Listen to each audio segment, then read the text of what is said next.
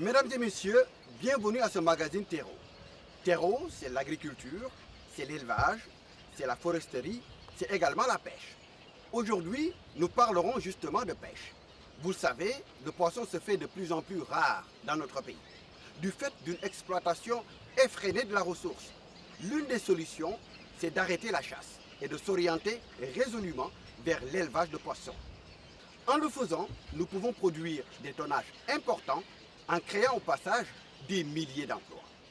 Direction Richard Toll, qui abrite la première station aquacole de notre pays.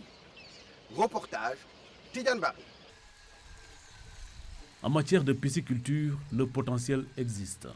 Pour s'en rendre compte, nous avons visité les réalisations dans le nord du Sénégal et notamment à Richard Toll, Ross Béthio et Saint-Louis.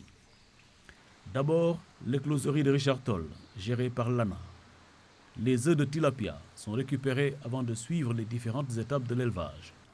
10 000 larves y sont produites, élevées, grossies jusqu'à devenir alevins avant d'être introduits dans les fermes piscicoles, leur destination finale. On fait le levage larvaire dans ces bacs en fibre de verre avant même de les transférer dans les bassins en béton. Donc le circuit que vous voyez, on a mis des trous sur le PVC, c'est pour augmenter quand même l'oxygène qui est dans ce bassin. C'est le contact air-eau qui va créer de l'oxygène. Et de ce fait, on peut vraiment élever pas mal de larves, 10 000 larves pour chaque bassin en fibre de verre. À ce stade, on a recours à l'aliment, mais quand même, c'est de l'aliment qui est proportionnel à la taille quand même buccale de ces larves. Donc c'est de l'aliment qui a un diamètre assez faible. Tous les 15 jours, 8200 alevins sont triés et remis gratuitement aux promoteurs. Le poisson-chat africain, très prisé dans le Waalo, est élevé dans les étangs de la station piscicole de Richard Toll. Avec le tilapia, l'espèce est nourrie avec de l'aliment importé et de la farine faite à base de produits locaux comme la tomate ou les tourteaux d'arachide. Ce que vous voyez là, on a un stock de 30 individus, une trentaine d'individus de poissons-chat africains. Mais c'est des poissons dont la reproduction est faite de manière artificielle à l'écloserie. Par contre, la reproduction du tilapia se fait dans les étangs et dans les bassins en béton. D'abord, le tilapia a une chair très prisée au Waalo. Ensuite, dès la mise en place de la station, le tilapia a toujours été produit dans cette station. Et ça veut dire que le Clarias gari epinus est venu en second lieu. Et de préférence, le poisson-chat est utilisé comme guedje dans le Waalo. Les œufs qui sont récoltés ici sont mis dans la table d'éclosion. Et les larves, on les met dans les bacs en fibre de verre, juste pour le circuit. Et le bassin que vous voyez là-bas, ça c'est des poissons, ce sont les parents, quoi. Les parents ils sont issus de ce bassin. Ça c'est des alevins. Donc on avait pêché, ça fait une vingtaine de jours, qui sont issus de ces bacs de reproduction. Il faut dire que la sélection des géniteurs est un peu délicate. Il faut choisir de très bons géniteurs, aussi bien pour le mâle que pour la femelle, pour avoir une très bonne reproduction. Ils sont nés ici, au niveau de la station. Donc on fait une sélection progressive de ces géniteurs en fonction durant toute l'année. Donc on a le temps nécessaire pour choisir de très bons géniteurs qui sont vraiment sains pour pouvoir pérenniser quand même la reproduction. La différence c'est la couleur. Si vous regardez bien la couleur, le mâle est plus gris noir que la femelle. Si vous voyez bien la couleur, il y a une différence. Le mâle est plus gris noir que la femelle. La femelle a une couleur tendance un peu pâle. La production est fonction de la demande. En 2012, 879 000 alevins ont été livrés aux fermes piscicoles de Saint-Louis, Matam et Louga. Le projet intégré de la ferme de Birankan à Saint-Louis fait partie des partenaires de l'ANA dans ce domaine. Bâti sur 4 hectares, elle a pour vocation de livrer du poisson aux ménagères de Saint-Louis en période d'hivernage, moment de pénurie par excellence. Je ne prévois pas de vendre en groupe. Je prévois de vendre en détail aux ménagères saint-louisiennes. Donc on va vendre sur commande. Donc pour ne pas, par exemple en période d'hivernage, il n'y a pas de poisson à Saint-Louis. Bien qu'on soit à Saint-Louis, on n'a pas de poisson. On est obligé d'aller à Dakar pour chercher des bons poissons. Donc pour que cette peine soit enlevée des ménagères saint-louisiennes, j'ai préféré les faire agrandir jusqu'en hivernage. Donc on aura déjà un stock de poissons pour Saint-Louis. Donc on va vendre sur commande et sur place. Donc le client il vient sur place, on pêche pour lui. Depuis 6 mois, le premier bassin est alimenté en poissons. Le fumier est récupéré à partir de déjections d'animaux et de déchets végétaux tirés de l'exploitation d'une bananeraie. La section aquaculture, comme c'est une activité qui n'est pas bien connue, il est utile d'avoir des producteurs à côté. Par exemple, cette ferme-là se trouve juste à côté de l'UGB. Les étudiants peuvent y faire leur stage, leur mémoire, parce qu'il y a déjà une étudiante qui va faire un peu de clarias. Le clarias, c'est les yas. Donc ici, elle va faire grossir ces yas dans ces bassins-là, Inch'Allah. Donc ça permet en fait aux étudiants de voir en réalité ce qui se passe en matière d'aquaculture, puisque c'est une activité qui n'est pas bien connue des Sénégalais, à la différence du pastoralisme ou bien de l'agriculture classique que tout le monde connaît. On a retrouvé dans la ferme des étangs. Il y a aussi du poisson, comme le tilapia, Oreochromis niloticus. Donc, on va en profiter surtout de la proximité pour pouvoir faire ici nos séances de travaux pratiques et aussi des recherches, puisqu'on est aussi en licence. Donc, il y a un mémoire de fin d'études qui nous attend.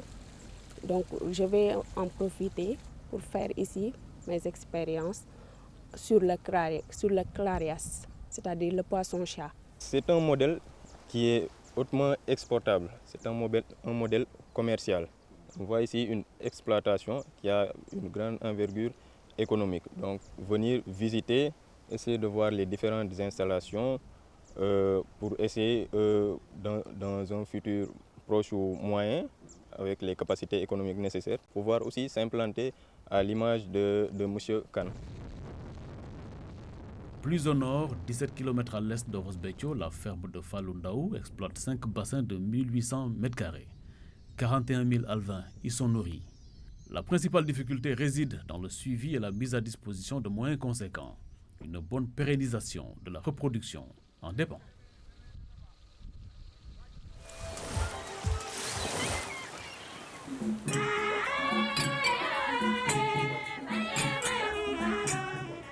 Après Richard Toll, cap sur la Casamance. Ziguinchor fait partie des régions à haut potentiel en matière d'aquaculture.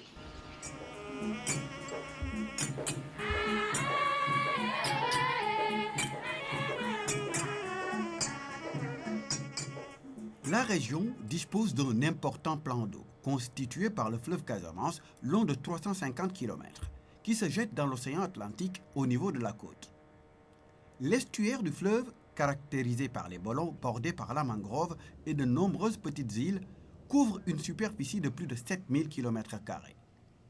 Des milliers de tonnes de poissons marins, de poissons lagunaires, de crevettes, d'huîtres et de crabes sont capturés ici chaque année.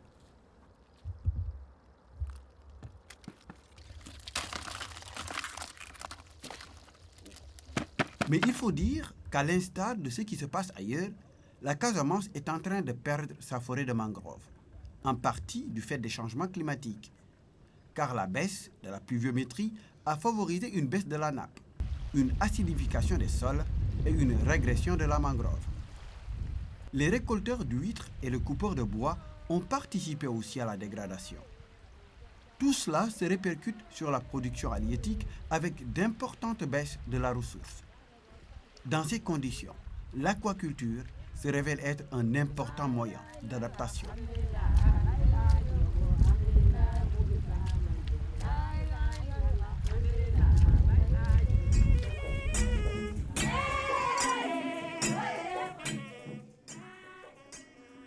À Ziguinchor, en prenant la route d'Oussouye, à hauteur du quartier de Colobane, dès qu'on traverse la rizière en direction du Bolon, nous tombons sur l'exploitation piscicole de Moussa Goudieb.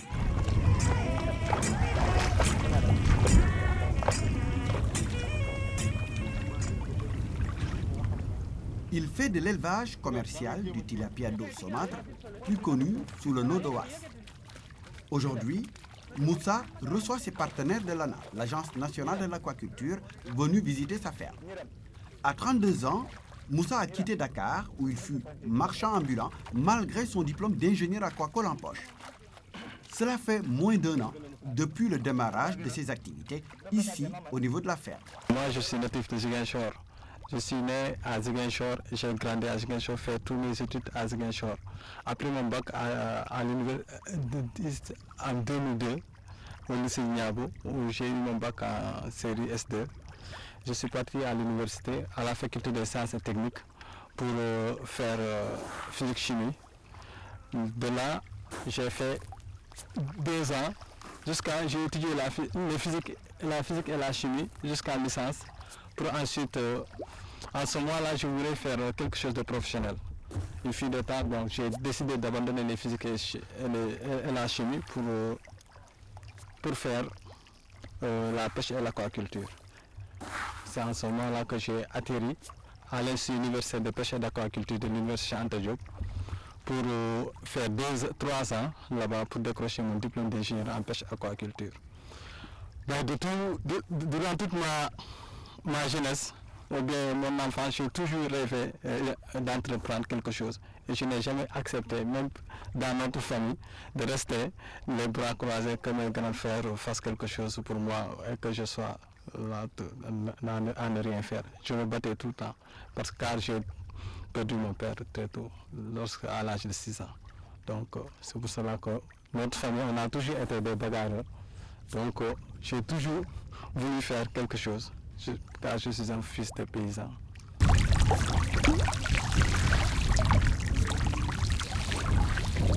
Moussa est le chef de production de la ferme.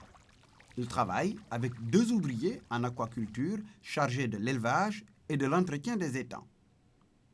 Il est juste à ses débuts. Il n'a pas encore atteint la vitesse de croisière.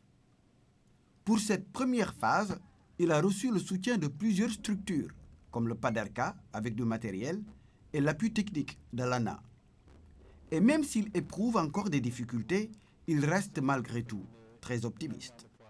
J'aimerais vraiment que dans 5 ans ou bien même dans 2 ans, que quand vous viendrez ici, vous viendrez même jusqu'à voiture jusqu'ici, d'abord dans un premier temps, et vous trouverez ici, au lieu de trouver une baraque comme ça, un abri comme ça, mais un abri en dur, en construction. Oui. Où vous allez vous asseoir d'abord, prendre du thé et boire ou bien quelque chose de frais, avoir un kit solaire, un frigo-bar. Donc, pour les gens viendront, des touristes, ça peut même drainer les touristes ici, en ce moment-là. Avoir des aérateurs dans mes étangs pour pouvoir booster, parce que s'il y a un aérateur, je peux multiplier ma production, en fait, par 3, 4. Ce que je peux faire ici, je suis en train de faire des densités d'emplacement de 6 individus au mètre carré. Avec un aérateur, je peux faire des densités d'emplacement de 20 individus au mètre carré. Ce qui me fera une production de 6 tonnes par cycle. 6 tonnes de poissons par cycle. Après chaque stimule. Et qui fera un chiffre d'affaires de, si le poisson est vendu à 1000 francs. C'est le prix, je vous donne le minimum. Ouais, le prix minimum c'est 1000 francs, ça me fait 6 millions.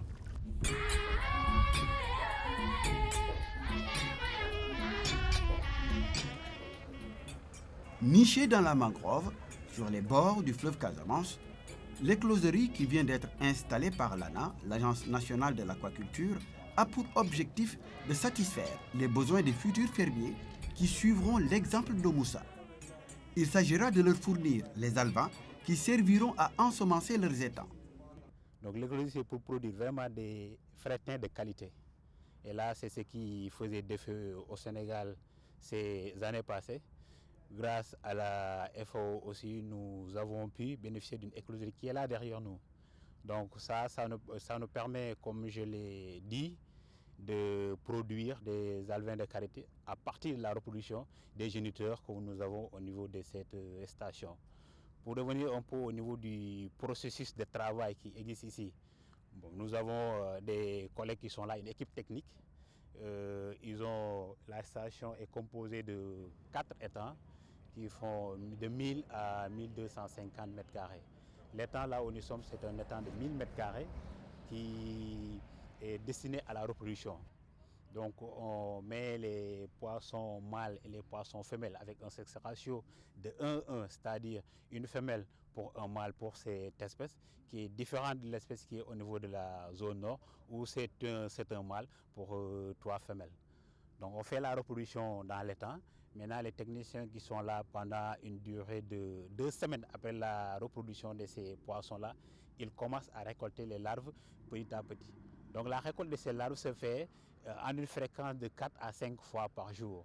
Et là, de préférence, on les fait les heures où le soleil est au zénith. Donc comme les larves sont planoniques, elles vont surnager et là, nos collègues qui sont là les récupèrent. Et quand on récupère les larves à cette heure, il fait trop chaud, les larves étant fragiles comme leur nom l'indique, on va les mettre dans des appâts que vous voyez ici. Ça, c'est des infrastructures d'élevage qui s'appellent des appâts.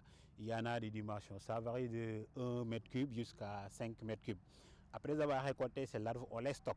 On ne fait pas le décompte parce qu'on risque d'augmenter la mortalité. Donc on les laisse pendant 1 à 2 semaines pour les permettre de s'habituer. On fait le décompte maintenant, on amène dans l'écloserie. Et au niveau de l'écloserie, ça sera vraiment un élevage intensif.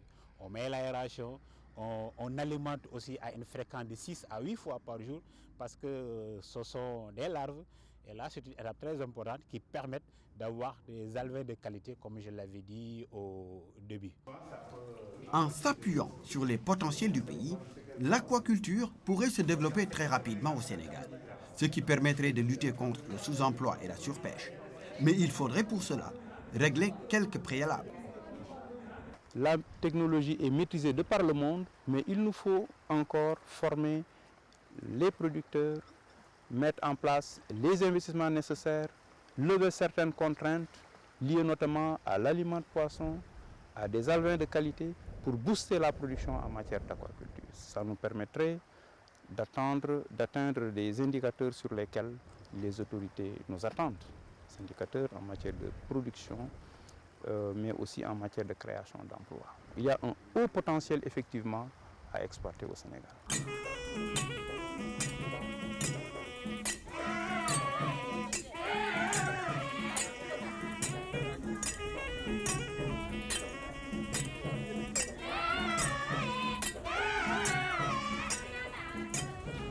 Si la Casamance dispose d'un important potentiel piscicole, il faut dire qu'il en est de même pour la crevetticulture, l'élevage des crevettes, et l'ostréiculture, l'élevage des huîtres. Pour ce qui est de l'ostréiculture, les avantages sont nombreux. Les plus importants étant la préservation de la mangrove et l'accroissement des revenus des femmes. À Tobor, à la sortie de Ziguinchor, les femmes ont installé leur bloc pas loin de la route. Les huîtres se développent accrochées à des guirlandes ou à l'intérieur